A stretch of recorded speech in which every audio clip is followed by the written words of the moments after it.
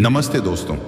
आज हम बात करेंगे एक ऐसी अनमोल कला की जो रोजमर्रा की जिंदगी की भाग दौड़ में भी आपके दिल को सुकून और आपके दिमाग को शांति दे सकती है। आपने अक्सर सुना होगा कि भगवान का नाम लेने का कोई एक तरीका या समय नहीं होता। यह एक ऐसा सिलसिला है जो आपकी हर गतिविधि के साथ जुड़ सकता है। चाहे आप सड़क पर चल रहे हों, किचन में खाना बना रहे हों या किसी दुकान पर ग्राहकों के बीच व्यस्त हों, जब आप इन्हीं पलों में मन ही मन उस परमपिता का नाम लेते हैं तो आपके आसपास एक अदृश्य सुरक्षा कवच और दिव्य ऊर्जा का निर्माण होने लगता है, जिसे हम अपनी सीमित आंखों से नहीं देख सकते, लेकिन उसका प्रभाव हर पल हर जगह महसूस कर सकते हैं। बहुत से लोगों को लगता है कि ईश्वर से जुड़ने के लिए किसी खास जगह पर बैठना, धूप अगरबत्ती जलाना और घंटियां बजाना ही एकमात्र रास्ता है, जबकि सच यह है कि जो लोग हर वक्त चलते फिरते, खड़े बैठते और अपना काम करते हुए भी उस एक नाम में लीन रहते हैं, उनकी जिंदगी में कुछ ऐसे करिश्मे होने लगते हैं जो उन्हें हैरान कर देते हैं। यह वीडियो खास तौर पर उन लोगों के लिए है जो इस रास्ते पर चलना चाहते हैं या पहले से ही इसका अभ्यास कर रहे हैं। आज हम कुछ ऐसी बातें उजागर करेंगे जो शायद आपने पहले कभी किसी से न सुनी हो। इस वीडियो को पूरा देखने से पहले कृपया इसे लाइक करें और अपने विचारों को हमारे साथ कमेंट बॉक्स में साझा करें।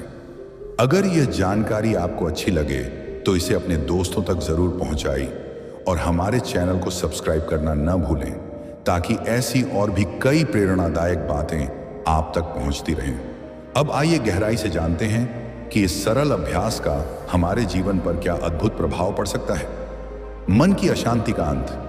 जब कोई व्यक्ति बिना किसी अंतराल के ईश्वर के नाम का स्मरण करता है तो उसके दिमाग में चल रहा अनावश्यक शोर, नकारात्मक विचार और व्यर्थ की चिंताएं धीरे धीरे शांत होने लगती हैं। हम सभी के मन में हर पल हजारों विचार आते जाते रहते हैं, जिनमें से अधिकतर हमें बिना किसी कारण के तनाव, गुस्सा और डर का अनुभव कराते हैं। लेकिन जब आप लगातार नाम में डूबे रहते हैं तो ये बेचैन करने वाले विचार धीरे धीरे दूर हो जाते हैं। इसका प्रभाव यह होता है कि व्यक्ति का डर, चिंता और अधीरता गायब होने लगती है। जो लोग पहले हर छोटी बात पर भड़क जाते थे या जल्दी निराश हो जाते थे, वे अब एक अजीब सी आंतरिक शांति का अनुभव करते हैं, जैसे उनके भीतर एक नई ऊर्जा ने जन्म लिया हो। लेकिन यह तो केवल प्रारंभिक चरण है। जैसे जैसे यह अभ्यास गहराता है, इसका असर उसके शरीर और उसके आसपास के वातावरण पर भी पड़ना शुरू हो जाता है। आपकी सांसों की गति में एक लय आती है और आपका शरीर अंदर से शुद्ध होने लगता है। आमतौर पर लोग सोचते हैं कि बीमारियों से बचाव के लिए दवाइयां और डॉक्टर ही एकमात्र सहारा है, पर असलियत में जब दिमाग और दिल शांत होते हैं तो बड़ी से बड़ी बीमारी भी इंसान से दूर भागती है। नाम का जाप करने वाले व्यक्ति के चेहरे पर एक ऐसी ताजगी और चमक आती है जिसे देखकर लोग बिना कारण उनकी तरफ खींचे चले आते हैं। क्या भगवान सच में सुनते हैं? अब सबसे महत्वपूर्ण प्रश्न उठता है, क्या सच में चलते फिरते नाम जपने से भगवान हमारी पुकार सुनते हैं या यह केवल हमारी कल्पना है? इस सवाल के पीछे जो गहन रहस्य छिपा है वह बहुत कम लोग जानते हैं। कल्पना कीजिए, आप किसी सुनसान रास्ते से गुजर रहे हैं और अचानक आपके सामने कोई बड़ा संकट खड़ा हो जाता है, लेकिन किसी चमत्कारिक ढंग से आप बिना किसी नुकसान के बच जाते हैं। जो लोग नाम का जाप करते हैं उनके साथ ऐसी घटनाएं कई बार घटित होती हैं। वे सोचते हैं कि यह कोई संयोग है, लेकिन वास्तव में उनके इर्द गिर्द एक अदृश्य सुरक्षा कवच बन जाता है जो हर तरह की नकारात्मक ऊर्जा को उनसे दूर रखता है।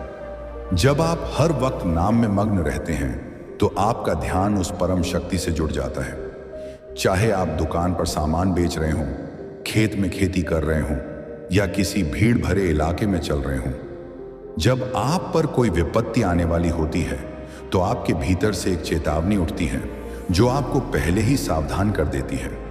पारिवारिक जीवन और आर्थिक स्थिति पर प्रभाव। क्या आपने कभी सोचा है कि इस अभ्यास का आपके परिवार और आपकी आमदनी पर क्या गहरा प्रभाव पड़ता है? आजकल हर घर में आपसी कलह, पैसों की कमी और आपसी मतभेद आम बात हो गई है। लेकिन जिस घर में एक भी सदस्य नियमित रूप से चलते फिरते नाम का जाप करने लगता है, उस घर की किस्मत धीरे धीरे बदलने लगती है। जब वह व्यक्ति नाम लेते हुए घर के हर कोने में घूमता है तो उसके अंदर की सकारात्मक ऊर्जा पूरे वातावरण में फैल जाती है और घर के बाकी सदस्यों के मन का गुस्सा और चिड़चिड़ापन भी कम हो जाता है। आर्थिक परेशानियां भी धीरे धीरे हल होने लगती हैं, क्योंकि जहां ईश्वर का स्मरण होता है वहां उसकी कृपा से बरकत आती है और किसी चीज की कभी कमी नहीं होती। हालांकि यहां एक अहम परेशानी भी आती है जिससे हर नाम जाप करने वाला गुजरता है। शुरू में जब आप नाम जाप करते हैं तो आपका मन बार बार भटकता है, कभी सड़क के किनारे की चीजों पर, कभी पुरानी यादों पर। ऐसे में लोग सोचने लगते हैं कि उनका जाप बेकार जा रहा है और भगवान उनसे नाराज है। लेकिन सच्चाई यह है कि यह एक परीक्षा है। जब आप अपना ध्यान हटाकर फिर से नाम पर लाते हैं तो यह आपके मन की अस्थिरता को नियंत्रित करने का अभ्यास है। अगर आप इस अवरोध को पार कर लेते हैं और बिना रुके नाम लेते रहते हैं तो आपके साथ जो चमत्कार होता है उसे देखकर आपकी आंखें नम हो जाएंगी।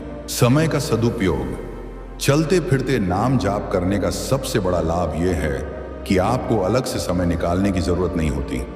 आज की तेज रफ्तार जिंदगी में किसी के पास घंटों बैठकर पूजा करने का समय नहीं है, लेकिन जब आप बस, ट्रेन या पैदल चलते हुए नाम का जाप करते हैं तो आपका वह समय भी उपयोगी हो जाता है जो सामान्यतः व्यर्थ चला जाता था। इससे आपका मन हर पल ईश्वर के साथ जुड़ा रहता है और आपको हर समय उसकी मौजूदगी का एहसास होता है। शत्रुओं और नकारात्मक शक्तियों पर प्रभाव। क्या आपने कभी सोचा है कि जब आप लगातार नाम में डूबे रहते हैं तो आपके दुश्मनों का क्या होता है? जो लोग आपका बुरा चाहते हैं उनकी सारी योजनाएं अपने आप विफल होने लगती हैं।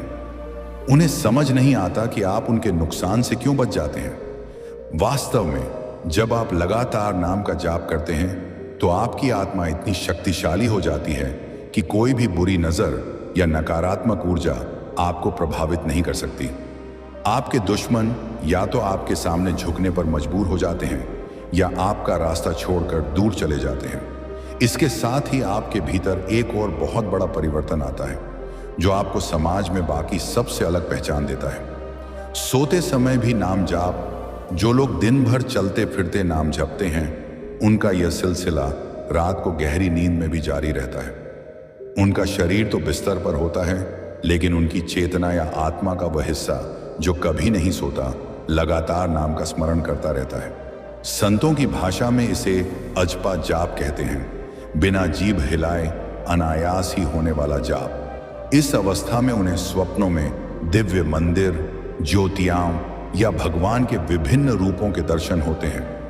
उन्हें लगता है कि कोई उन्हें घने अंधकार से बाहर निकालकर प्रकाश की ओर ले जा रहा है। लेकिन जब वे इस स्थिति में पहुंचते हैं तो उनके सामने एक बड़ी परीक्षा खड़ी होती है, उनके पुराने कर्मों का सामना। जब नाम जाप की शक्ति बढ़ती है तो वह मन के अंदर दबी हुई पुरानी गलतियों, बुरे विचारों और नकारात्मक प्रवृत्तियों को ऊपर लाने लगती है। ठीक उसी तरह जैसे किसी गंदे बर्तन को साफ करते समय सारी मैल ऊपर आ जाती है। इस समय कई साधक भ्रमित होकर जाप छोड़ देते हैं क्योंकि उन्हें लगता है कि उनका मन और गंदा हो रहा है।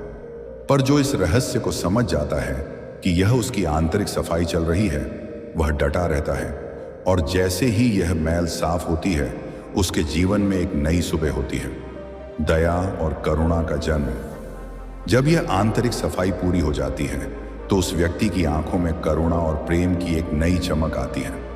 वह हर जीव, चाहे वह कोई जानवर हो, कोई गरीब हो या उसका शत्रु ही क्यों ना हो, उसमें ईश्वर के अंश को देखने लगता है।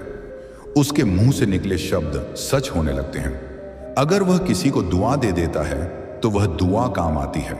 इसे ही जुबान पर सरस्वती का वास कहा जाता है। लेकिन इस शक्ति के आने के बाद एक बड़ा खतरा पैदा होता है, अहंकार। अगर उस व्यक्ति के मन में यह विचार आया कि मैं बड़ा भक्त बन गया हूं तो उसकी सालों की साधना एक पल में नष्ट हो सकती है। लेकिन जो लोग नाम का जाप करते हैं उनमें अहंकार क्यों नहीं आता? क्योंकि वे इसे किसी दिखावे के लिए नहीं करते, बल्कि वे तो बस अपने ईश्वर के प्रति प्रेम में मस्त रहते हैं। वे अपने कामों में व्यस्त होते हैं, लेकिन उनकी आत्मा हर वक्त ईश्वर से जुड़ी होती है। ऐसे लोगों को भगवान खुद संभालते हैं। जब भी उनमें घमंड आने लगता है तो ऐसी परिस्थिति आ जाती है कि उनका अहंकार चूर चूर हो जाता है। सच्चे भक्त की पहचान। आप किसी भीड़ में खड़े होकर कैसे पहचान सकते हैं कि कौन सा व्यक्ति अंदर ही अंदर नाम की कमाई कर रहा है? अगर आप किसी ऐसे व्यक्ति के पास बैठेंगे तो आपको बिना किसी कारण के बहुत शांति महसूस होगी। आपका अपना भटकता हुआ मन भी शांत हो जाएगा। उसके चेहरे पर कोई नकली मुस्कान नहीं होगी, बल्कि एक वास्तविक सुकून होगा जो आज के करोड़पतियों के चेहरे पर भी नहीं मिलता। उसकी आवाज में गंभीरता और मिठास होगी जो आपको उसकी बात सुनने के लिए बाध्य करेगी। लेकिन सबसे बड़ी पहचान यह है कि उसे दुनिया की किसी भी चीज का लालच नहीं होता। उसे सूखी रोटी मिले तो वह ईश्वर का शुक्रिया अदा करके खाता है, और उसे भोगों का राज भी मिले तो भी उसका मन विचलित नहीं होता। अलग अलग नामों की शक्ति। यहां एक और महत्वपूर्ण प्रश्न उठता है, क्या हर नाम का प्रभाव एक जैसा होता है?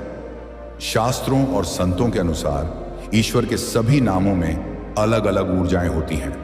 चाहे आप राम कहें, कृष्ण, शिव या वाहेगुरु, हर नाम आपके शरीर के चक्रों पर भिन्न प्रभाव डालता है। जब आप किसी एक नाम पर स्थिर होकर उसका जाप करते हैं तो आपके भीतर छिपी हुई शक्तियां जागृत होने लगती हैं। आपको ऐसी चीजों का एहसास होने लगता है जो आम लोगों के समझ से बाहर होती हैं, जैसे पहले ही जान जाना कि कल कौन आने वाला है, या किसी अनहोनी से पहले दिल का भारी हो जाना। लेकिन इन सब चमत्कारों के बीच साधक के सामने एक और दुविधा आती है। जब उसके मुंह से निकली बातें सच होने लगती हैं तो दुनिया के लोग उसके पीछे भागने लगते हैं, कोई अपनी बीमारी ठीक कराने तो कोई अपनी गरीबी मिटाने के लिए। ऐसे में उसे लगने लगता है कि वह सचमुच कोई बहुत बड़ा चमत्कारी पुरुष बन गया है। यहीं पर माया का सबसे बड़ा जाल फंसता है।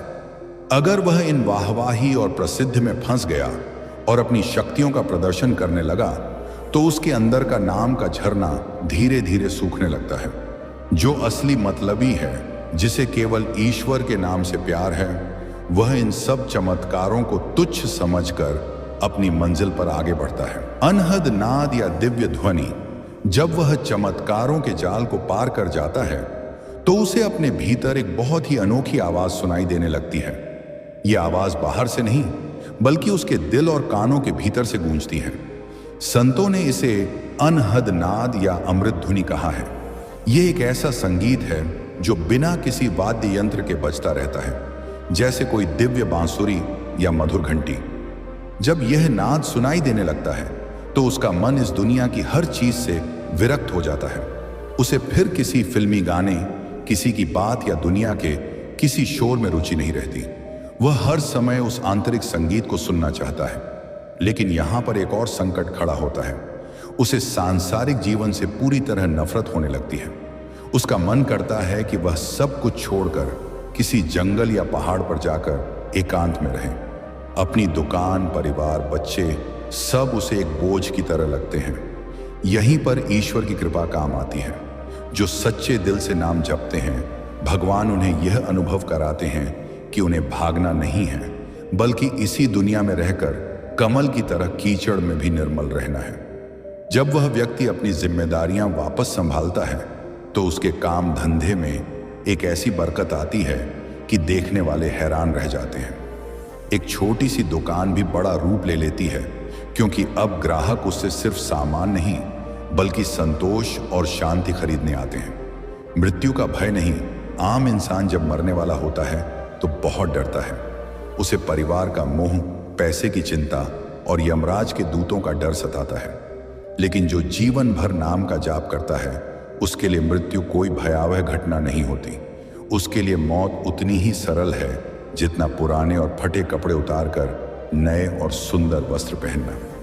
जब उसका अंतिम समय आता है तो उसे कोई भयंकर दूत नहीं, बल्कि दिव्य पार्षद या स्वयं ईश्वर की शक्तियां लेने आती हैं। उसे शरीर छोड़ने का कोई दुख नहीं होता, क्योंकि उसका मन तो पहले से ही चरणों में लीन था। क्या पापी भी बदल सकता है? यहां एक और महत्वपूर्ण सवाल है। क्या कोई बड़ा पापी अगर अभी से नाम जपना शुरू करे तो उसके पाप धुल सकते हैं। संतों ने स्पष्ट कहा है कि चाहे कितना भी पुराना अंधेरा हो, एक माचिस की तीली जलाते ही वह अंधेरा एक पल में गायब हो जाता है। ठीक उसी तरह चाहे किसी ने कितने भी बुरे कर्म किए हों, जैसे ही उसकी जीभ पर ईश्वर का नाम सजता है और वह चलते फिरते उसका जाप करने लगता है, उसके जन्मों जन्मों के पाप छलकर राख हो जाते हैं। ईश्वर आपका कल नहीं देखते, बल्कि आज आप किस भाव और ईमानदारी से उनका नाम ले रहे हैं वह देखते हैं। नाम और भक्त में एकता। जब साधक इस मुकाम पर पहुंच जाता है तो भक्त और भगवान के बीच का भेद मिट जाता है। अब उसे झपने के लिए कोई मेहनत नहीं करनी पड़ती, बल्कि उसका उठना बैठना, चलना फिरना सब कुछ एक महाजाप बन जाता है। अगर वह कुछ न भी बोले तो उसके पास बैठने वालों को उसके भीतर से नाम की गूंज सुनाई देती है। उसकी अपनी कोई व्यक्तिगत इच्छा नहीं रहती, वह पूरी तरह ईश्वर की इच्छा पर छोड़ देता है। सुख मिले तो खुश, दुख मिले तो उसे भी ईश्वर की कोई योजना समझकर स्वीकार कर लेता है। न उसके लिए कोई पराया रहता है न अपना, वह पूरी सृष्टि को अपना परिवार मानता है। शुरुआत कैसे करें? यह सफर शुरू करना बहुत सरल है। आपको अपना कोई काम छोड़ने की जरूरत नहीं है। सुबह बिस्तर से पैर जमीन पर रखते ही एक बार नाम लें। नहाते समय, रसोई में खाना बनाते समय, खेत या दुकान पर जाते समय या बस ट्रेन में यात्रा करते समय बस मन ही मन उस नाम को दोहराएं। शुरू शुरू में मन बहुत भटकेगा, पुरानी बातें याद दिलाएगा, लेकिन घबराएं नहीं। जैसे ही याद आए वापस नाम पर ले आए। कुछ ही हफ्तों में यह आदत बन जाएगी और आपको चमत्कारी परिणाम दिखने लगेंगे। गुस्सा घटेगा, घर में शांति बढ़ेगी, रुके हुए काम बनेंगे और जीवन में एक नई सकारात्मक ऊर्जा का संचार होगा। यह नाम का खजाना ऐसा है जिसे न तो कोई चोर चुरा सकता है और न ही यह कभी खत्म होता है, बल्कि जितना इसे बांटेंगे उतना ही बढ़ता है। इस जीवन में हर सांस के साथ ईश्वर का नाम लेते रहें, क्योंकि जो सांस नाम के बिना निकल गई वह हमेशा के लिए बेकार चली गई। जब आप इस तरह जीना सीख जाएंगे तो मौत का डर भी आपके सामने घुटने टेक देगा और आप इसी धरती पर परमानंद का अनुभव करेंगे। समाज का आईना। इंसान कितना विरोधाभासी प्राणी है। जन्म दूसरों की गोद में होता है, मृत्यु दूसरों के कंधों पर निकलती है, पर जीवन भर उसे यही घमंड रहता है कि वह अपने बूते पर सब कुछ है। हम सुबह उठकर एक अंधी दौड़ में लग जाते हैं, जहां न रिश्तों की कदर है न इंसानियत की कीमत। कड़वा सच यह है कि दुनिया में लोग तब तक हमारे अपने हैं जब तक उनका कोई स्वार्थ हमसे जुड़ा है। जैसे ही स्वार्थ खत्म होता है, लोग हमें उसी तरह भूल जाते हैं जैसे पुरानी किताब को रद्दी में फेंक दिया जाता है। यह दुनिया इतनी मतलबी हो चुकी है कि आपकी इज्जत आपके स्वभाव से नहीं, बल्कि आपकी जेब के वजन से तौली जाती है। पैसा हो तो बदतमीजी भी रुतबा बन जाती है, गरीबी हो तो समझदारी की बात भी अनसुनी कर दी जाती है। जब तक जेब में पैसा खनकता है तब तक रिश्तेदारों और दोस्तों का मेला लगा रहता है। बस जैसे ही मुश्किल वक्त आता है और दौलत जाती है, वही लोग जो कल तक जान देने की कस्में खाते थे, फोन उठाना भी बंद कर देते हैं। पैसे की इस चकाचौंध ने रिश्तों में ऐसी खाई खोद दी है जिसे भरना नामुमकिन है। भाई अपने भाई का खून का प्यासा हो जाता है, बेटे अपने बूढ़े माँ बाप को बेसहारा छोड़ देते हैं। छल कपट तो समाज के खून में बहने लगा है। हर कोई दूसरे की पीठ में छुरा घोंपने और ऊपर से गले मिलने को तैयार है। जिस पर सबसे ज्यादा भरोसा करें वही सबसे बड़ा धोखा देता है। लोग वफादारी का ऐसा मुखौटा पहने हैं कि उनका भेड़िया रूप तब तक दिखाई नहीं देता जब तक वे तबाह न कर दें। यह धोखा किसी बाहरी से नहीं, बल्कि हमेशा कोई अपना ही होता है जो घर के सारे भेद जानता है और सबसे कमजोर पल में वार करता है। समाज में लोग सामने तो तारीफों के पुल बांधेंगे, पर पीठ पीछे कीचड़ उछालने से नहीं चूकेंगे। पाप पुण्य की परिभाषा लोगों ने अपनी सुविधा के हिसाब से बदल रखी है। कोई अपनी गलतियों पर शर्मिंदा नहीं, बल्कि उन्हें सही साबित करने के लिए नए नए तर्क गढ़ लेता है। और इन सब का अंत कर्मों की अदालत में होता है, जहां न गवाह बदल सकते हैं न रिश्वत काम आती है। आप जो बीज बोते हैं कल उसी का फल काटते हैं। बंद कमरे में के पाप को कोई नहीं देखता, ये सोचना भूल है, क्योंकि ऊपर वाले की लाठी में आवाज नहीं होती, पर जब वह पड़ती है तो कोई नहीं बच सकता। इस समाज के ताने बाने में जो सच बोलता है उसे पागल और जो चालाक है उसे समझदार माना जाता है। सच का रास्ता मुश्किल है, इसीलिए लोग चापलूसी और झूठ का आसान रास्ता चुनते हैं, पर यह फायदा जल्दी ढह जाता है। और फिर हम जीवन के इस वैराग्य भरे पहलू पर आते हैं, गरीबी, बुढ़ापा और रिश्तों की उपेक्षा। गरीबी का दंश झेल रहा इंसान जिसकी आंखों में भूख और लाचारी है, उसे अमीर समाज केवल तिरस्कार की दृष्टि से देखता है। वही समाज जो जानवरों के लिए मखमली गद्दे खरीदता है, फुटपाथ पर सोते बच्चे की ओर देखने से भी कतराता है, और बुढ़ापे में माँ बाप को अपने बच्चों से बस थोड़ा सा प्यार और सम्मान चाहिए होता है, जो आज की व्यस्त पीढ़ी के पास नहीं है। वे उन्हें ओल्ड एज होम की दीवारों के पीछे छोड़ आते हैं और भूल जाते हैं कि कल उनके बच्चे भी उनके साथ ऐसा ही व्यवहार करेंगे, क्योंकि बच्चे वही सीखते हैं जो घर में देखते हैं। और अंत में जीवन का सबसे बड़ा सच, यह शरीर, यह जवानी, यह दौलत, यह घमंड, सब एक दिन मिट्टी में मिल जाता है।